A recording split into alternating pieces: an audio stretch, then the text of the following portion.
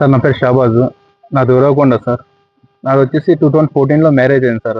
గుంటుగల్ అమ్మాయి రిజ్వానా అనే అమ్మాయితో నాకు మ్యారేజ్ అయింది సార్ 2014లో. పెళ్ళైన కొద్ది రోజులు బాగానే ఉన్నాం సార్. ఆమె కొద్ది రోజుల తర్వాత ప్రతిరోజు నాకు టార్చర్ చేసేది సార్. నీ ఇంటి నుంచి నువ్వు ప్రాపర్టీ తీసుకొని నువ్వు సైడ్ వచ్చేయాలా, నువ్వు మీ ఇంట్లో ఉండకూడదు, మీ అమ్మ నాన్న దగ్గర ఉండకూడదు, నువ్వు సైడే ఉండాలా, నీకు ఏమైతే ప్రాపర్టీ వచ్చిందో అదంతా నువ్వు తీసుకుని రావాలని చెప్పి ప్రతిరోజు టార్చర్ చేసేది సార్.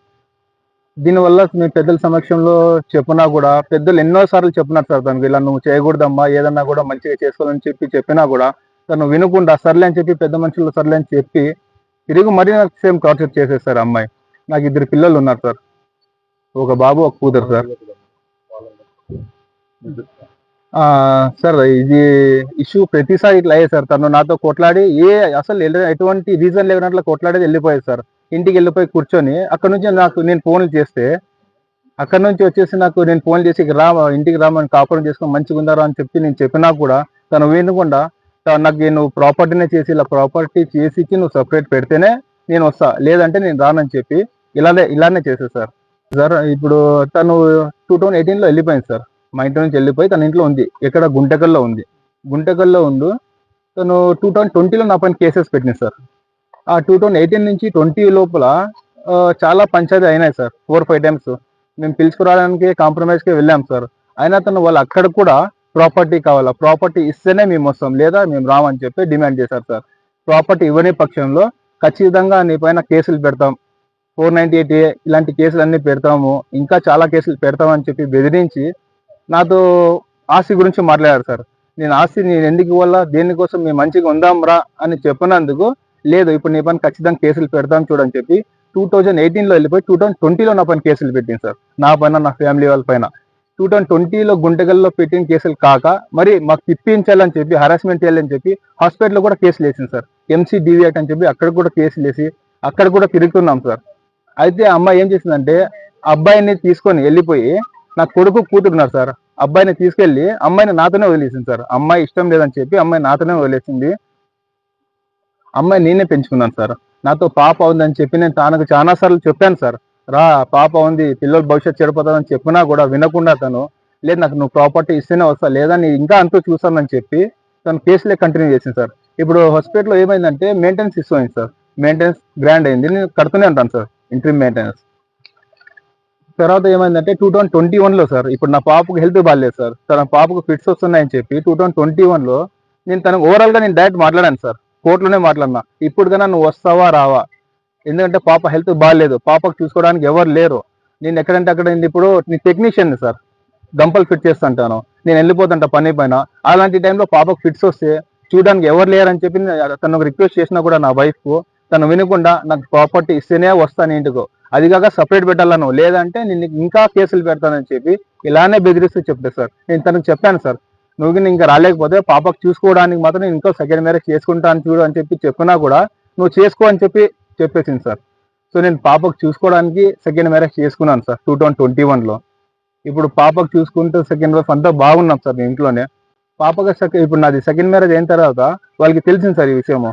ఒక 6 months తర్వాత విషయం తెలిసిన తర్వాత నా పాపకు స్టేషన్ త్రూ సార్, పోలీస్ వాళ్ళ తరపున హరాస్మెంట్ చేసి మాకు ధమ్కీలు ఇచ్చి పాపకు తీసుకుపోయినారు సార్, ఇల్లీగల్గా తీసుకుపోయినారు సార్. నవంబర్ 12 నుంచి మాకు స్టేషన్లో సార్, పోలీస్ వాళ్ళ త్రూ స్టేషన్లోనే మాకు కూర్చోబెట్టుకున్నారు సార్.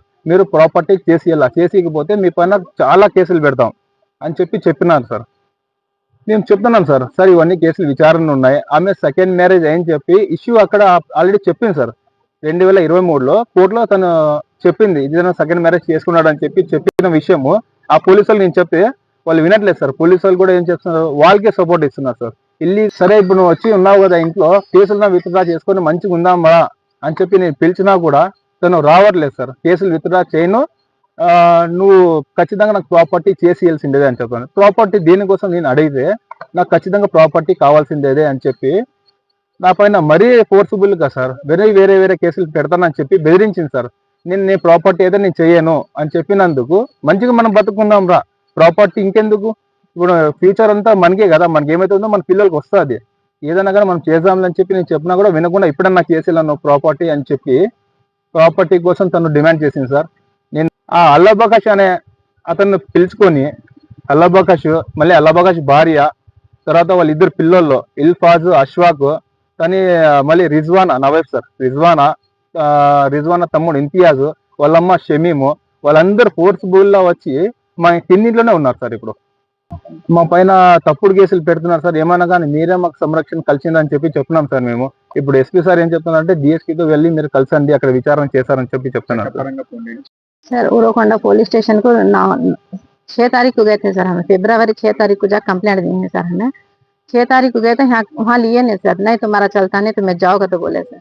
फिर हाँ चलता नहीं बोलकर यहाँ एसपी ऑफिस को आको बात करे सर। हमें एसपी ऑफिस को आको बात करे तो यहाँ लिए सर, सर लेको फिर वहाँ कंप्लेंट भेजे। माँ मेरे एकड़ पोइना गाने मेरे जरगदाने से उरोकोंडा पुलिस में बोलती हैं सर। हम ना नहीं होता बोल को फिर वहाँ हेरासमेंट करते हैं। फिर 16 को फिर आए सर, हमें यहाँ को एसपी ऑफिस फिर लेकर कंप्लेंट यहाँ लिए नहीं सर, फिर रिटर्न भेज डाले हम ना को, वहाँ भी चले आने। अब क्या करना करने का समझ में आता है हम ना को। घर में ही फिर 22 को फिर जाकर हमारे ऊपर केस रखी सर बच्चे, ये फलाना फलाना वो नंबर है सर, वो उसके फिर केस रखे। हमने केस रखो, हमने घर में हमारे घर में हमने गाने दिए सका, नीचे कीले डालने बैठी है। मैं जी घर में से दखल डालेंगे तो हमारे ऊपर लगाती है सर बच्ची, वो घर में है बच्ची, वो हमारे घर में से दखल डाली हमने कद बोल को घर में बैठ को बोलती है सर वो बच्ची। हाँ फुल टार्चर हो गया है सर। हमने पुलिस स्टेशन जाकर कंप्लेंट दिया था, लेते नहीं है हमारा बाइक बच्ची का लेते नहीं जाती हैं। उरोकोंडा पुलिस स्टेशन में जाकर रखे हैं सर। अब एक 8 दिन से 15 दिन से हमना के घर चढ़ को मारती हैं सर। जाकर कंप्लेंट रखे तो तुम्हारा कंप्लेंट कर दो, बाहर डालते हैं, उन्होंने हमना उल्टा कैसा रखते हैं सर। पुलिस वाले फुल इन्फ्लुएंस उनकी तरफ से बात करते हैं सर।